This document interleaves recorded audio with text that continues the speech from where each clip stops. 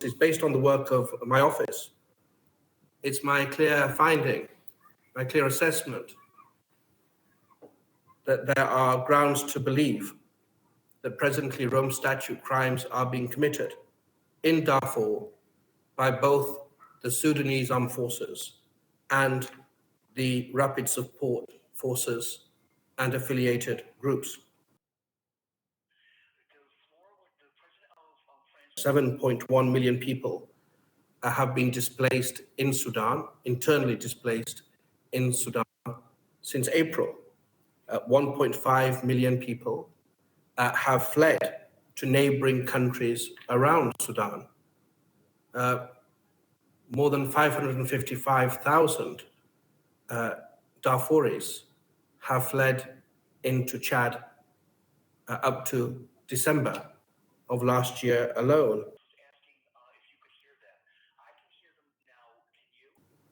Judicial orders and court judgments alone cannot solve the problem. It'd be wonderful if it could. It requires the Security Council, the whole of the United Nations family, the ICC, member states, the international community writ large, to not get overwhelmed by an intractable problem, but to come up with innovative solutions in order to address the catastrophe and also to prevent the contagion of violence from spreading even wider. The failure of the international community to execute the warrants that have been issued by independent judges of the ICC has invigorated the climate of impunity and the outbreak of violence that commenced in April and that continues today. And as conflicts flare up in other parts of the world, there is a real risk that many Darfuris fear that their plight, the situation in Darfur, will be the forgotten atrocity. If it does, it will be the second time the people of Darfur have been failed, humanity at large failed, and we must not collectively allow that to happen. 1, 2, 3.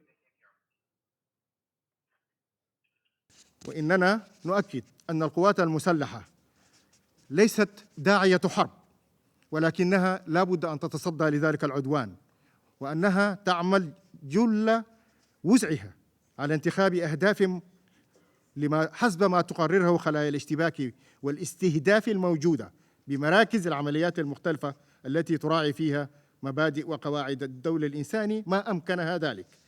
وإن استخدام الميليشيا لتلك الأعيان وتحويلها إلى أهداف عسكرية لشن الهجوم على الجيش ما يهدد حياة السكان المدنية.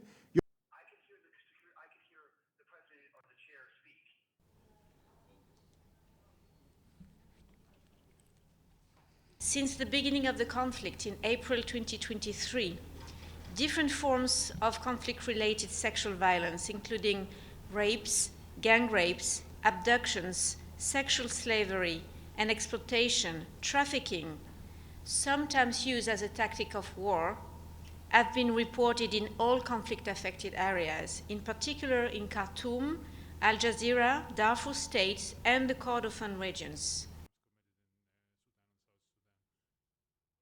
We call upon all parties to the conflicts to immediately cease hostilities and to respect their obligations under international humanitarian law, including by refraining from targeting civilians' objects, including medical facilities, and by allowing and facilitating rapid, safe, and unhindered humanitarian access.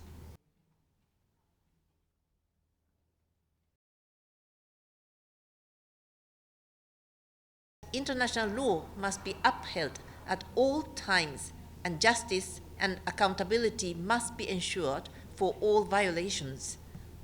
As the ongoing conflict in Sudan demonstrates once again, accountability for past atrocities is an essential prerequisite for peace and stability.